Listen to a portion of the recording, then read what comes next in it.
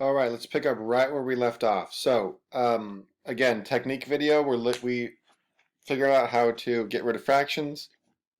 Now we're going to get rid of decimals. So let's pause really quick.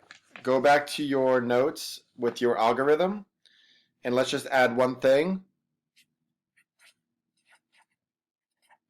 Cancel out fractions slash decimals. That's all. So we'll call that step one, right? So if you have an equation with decimals in it, like this has a bunch of decimals, let's get rid of those, right? Let's not worry about one more thing on our plate. So again, we're going to use our parentheses in our handy distributive property tool to help us get rid of these decimals. So all I've done is I've recopied the equation, but with parentheses around the equation itself. I'm going to distribute, well, the question is, what do I multiply this by to get rid of the decimal? Now, because each of these decimals only has one decimal place, our answer should become pretty obvious. What do I multiply, right? This one decimal place, we call this the tenths, right? This is 11.3. This is 11 and 3 tenths. So I want to distribute 10. I got to make sure that both of these numbers are the same so that I keep these equivalent. Side note, if there was two decimal places, you would have to multiply everything by 100, right? Because that would be the hundredths place. If there's three decimal places, you'd have to multiply the whole thing by 1,000, right? But right now it's pretty simple. Just one decimal place, so I multiply it by 10. Let's see what happens. Double rainbow, double rainbow.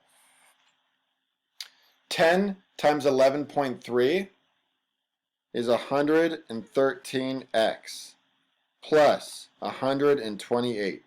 All I've done is move the decimal place over one position from 11.3 to 113. Yeah? Same thing over here. 7.5 becomes 75x. 35.6 becomes 356. Now I have whole numbers. This may or may not make your day a little bit easier. Let me get my calculator 1 second. Because I don't have time to do this in my head. Let me get my phone out. Here we go. Same as always, I need to get all the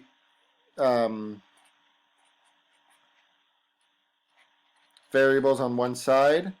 113 minus 75, that's going to be a positive number. 75 to 100 is 25. 25 plus 13 is 38. So that's 38x plus 128 equals 356. Subtract 128 from both sides. That should be pretty clear because that is the inverse operation. We've got to get all the constants on this side. Same as every single equation. Follow the algorithm. 356 minus 128 equals 228. 38x equals 228. Last but not least, 228 divided by 38, right? I have to split that coefficient up with its variable, so I use the inverse, which is division. 228 divided by 38 equals x equals 6. Nice even number. Okay? This is one technique to get rid of decimals so that the algebra itself is less complicated. Now, here's my last point about this. Can you solve these equations without getting rid of the fractions and without getting rid of the decimals? Yes, absolutely. Right?